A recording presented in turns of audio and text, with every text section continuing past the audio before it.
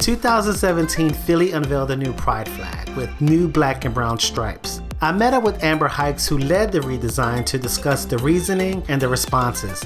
And ooh, child, the responses. Hey, thank you for hanging out with Kiki's with Louie. I'm back here in Philadelphia, my hometown, and my favorite place in the whole world because it is the place that has the best barbers.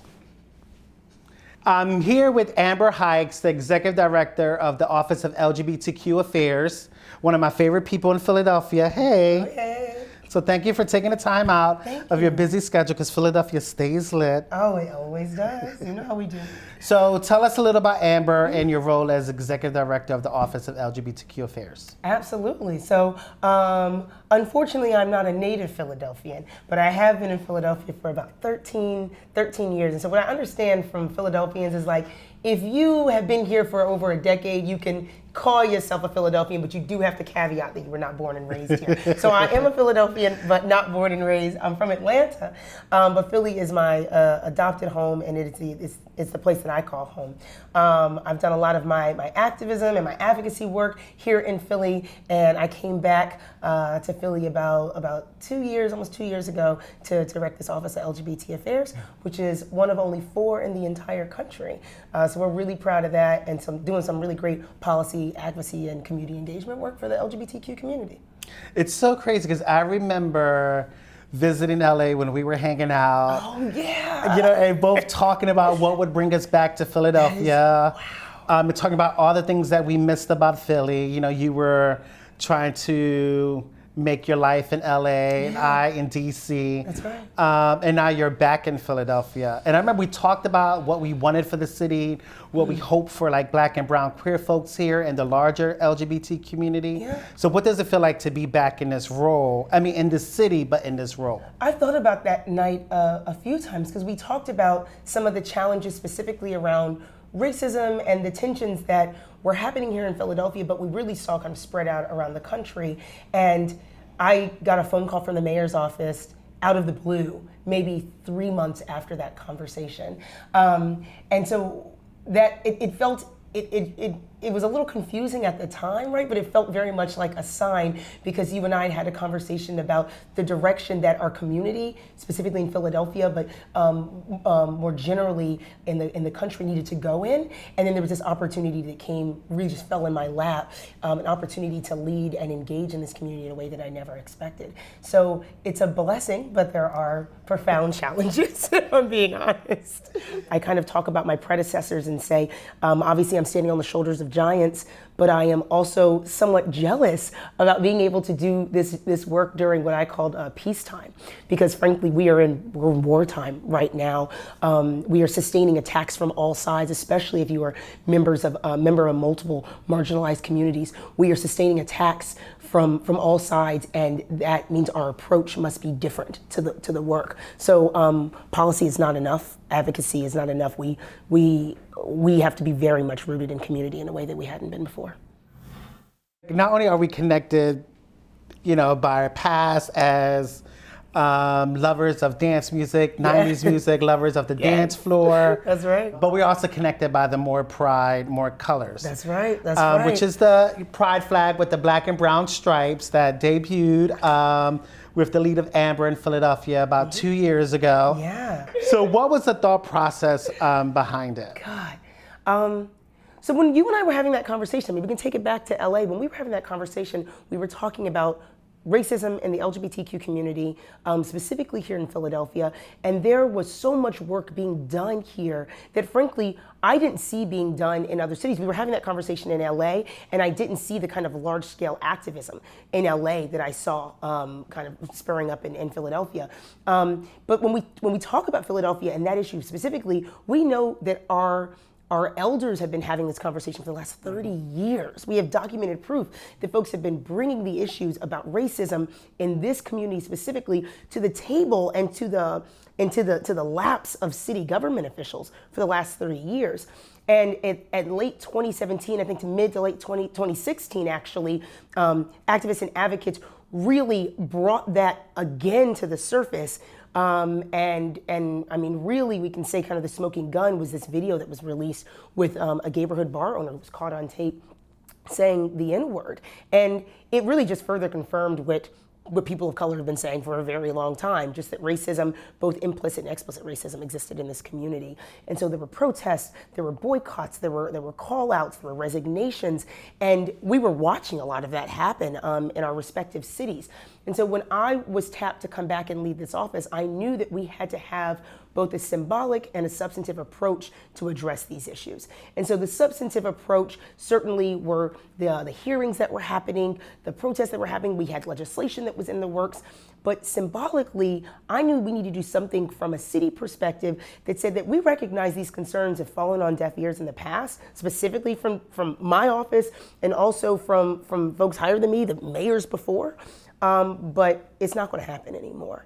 And so we took this beloved symbol in the LGBT community, which is the rainbow flag, very simple, and we did something I think it's still incredibly simple, added 2 stripes, 1 black, 1 brown, to represent LGBTQ people of color and to stand in solidarity with them and say, we see you, we hear you, we love you, and we're not going to ignore this anymore. So this was a symbol to say this is the work that's happening in Philadelphia, and to remind and really call out kind of the rest of the country and the world to say, we're addressing it and y'all can either like get with it or you can stay back here. So in Philadelphia, we raised that flag on a Thursday and the Grand Baroness was there, which we appreciate. And we had activists that had been doing this work for 30 years, right? So folks that brought this to the surface in 2016 and folks that had helped write that report in the 80s.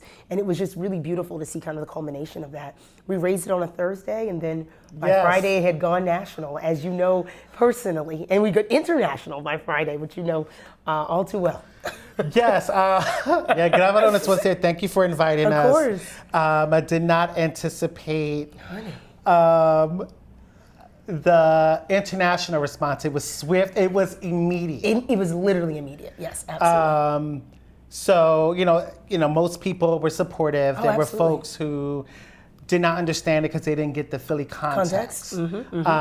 So what was that like for you to see this symbol that was designed with the hopes of expanding and elevating parts of the Philadelphia community now be talked about on an international level? Yeah. So it was a complicated response, right? Because like you said, the response was overwhelmingly positive. I mean, folks in Victoria, Australia saying, we've been waiting for something like this. Okay, I'm here for it. But then you had folks within our own community really pushing back, and I think that's a generous and delicate way to say it, pushing back against, it's a kind way to say it, pushing back against even highlighting the issues of people of color. But again, as being a black woman in America and having been one for the last 3.5 decades, I unfortunately was not at all surprised by that response, right?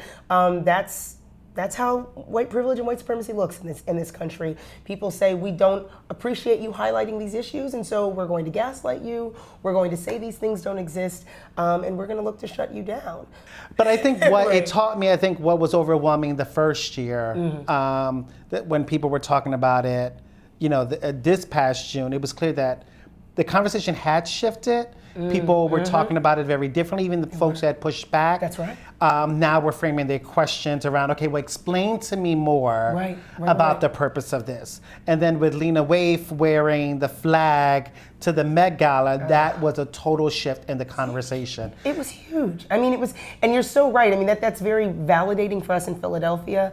It's validating, I think, what I've heard for black and brown folks that are in the LGBT community kind of all over the country. It's validating to see a figure like that stand up at a venue like that and say, this is who I am. I'm really like draping myself in this identity that I'm so proud of. It means so much to us. But that visibility is exactly why we did it. And it's for us, it's for the culture for sure, like predominantly it is for the culture, but it's also for folks that are not a part of our community, the LGBTQ people of color community, to see that and to recognize that this is a way that you can be in solidarity. And so I do appreciate, to your point, white folks specifically saying, not necessarily like explain more to me about this, because I always say, there are a lot of articles you can Google about that. But say like, how do you want me to engage with this flag? And I say, if you're an ally, if you're an accomplice to this work, wave it in the same way that cis folks should be waving the trans flag, right? Like, that's the kind of allyship and accomplishment we need to see. Like, you say, I'm in solidarity with these communities, then this flag is something that's important to me too, right? So it's good to see people starting to ask those questions. How can I get engaged in this? How can I support this? And that's not what we saw last year, for sure. It's clear that young people in Philadelphia have always and continue to do amazing things. So what are like 2 to 3 things that young queer people, 2 to 3 things that young queer and trans young people have taught you? This week, honey? Like, wow. I will say the 3 things. I literally will tell you just from like the last week what young people have taught me. I try to check in with either with Gale youth or Attic youth at least twice or 3 times a month, mostly, and that's kind of just personally, that's mostly just because they do have the best ideas. Young people young people, specifically LGBT youth of color, inspire me through their resilience, through their hustle, but also even in times of like strife, being able to have compassion for folks who may be struggling even more than them. And so it always reminds me that there are folks out there that need your support, and there are folks out there that are struggling even more than you are and more than you can see. So digging deep and finding that compassion for folks, they remind me to look for that and to seek that in myself and to give it to others. Because I think I'm gonna get emotional for the first time in these episodes. I started my career because of Gale, and I worked at the Attic, so like I know the power and the support that young people get in those spaces and how those spaces are critical, not just in, we're critical not just in my development as a person, but like they help to sustain me when I sometimes didn't have anything else. So I'm glad that those places still exist. I'm glad that those young people are still carrying the legacy of resiliency and hustling, but also supporting each other and providing compassion. Because I know for a fact that had it not been for those kinds of spaces and the kind of adults and mentors of people like you, that I would not be here. So, I'm always thanking folks like you, because I am proof that, like the leadership pipeline does work. I am proof that, if you lend an ear or just provide time and space, that people can thrive. That's all the difference. Even when it seems like things are hopeless. That's so real. That's so real, and I'm so grateful for you. Thank you, Amber, for so much for being here and sharing the story. And I love sharing time and space with you. I'm so grateful for it. Where can people find you on social media? Oh, child, the handles, okay. I'm on Instagram, so I'm on Facebook as Amber Hikes, and I'm on Instagram as Dapper STEM. So it's Dapper, and there's like an underscore, and STEM, STEMME. So that's a mashup between stud and a femme. Yeah, and Amber has amazing style, so I love it. And you take dope, amazing selfies. And if you follow me on Instagram, you know that I'm a selfie queen. Oh, honey, that is a big compliment coming from you, because I feel, what's Louis doing? That lighting. Yeah, I actually carry this with me everywhere. Oh, that makes perfect sense. This is my crew. I want to take a selfie, y'all. Oh, that's brilliant. So can we film us taking a selfie? Yeah. Oh. That is what's happening right now. Oh, yes, lighting. Come on, lighting. Here, one more. There we go. Oh, no, I want that. There we go.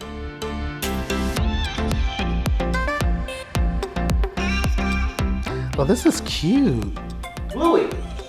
Oh, hey. Well, I want to thank you for watching Kiki's with me, Louis. And if you enjoyed this episode, make sure to like and subscribe down below. And I want to hear your thoughts and experiences on this topic. So drop a comment, let's keep the Kikis going.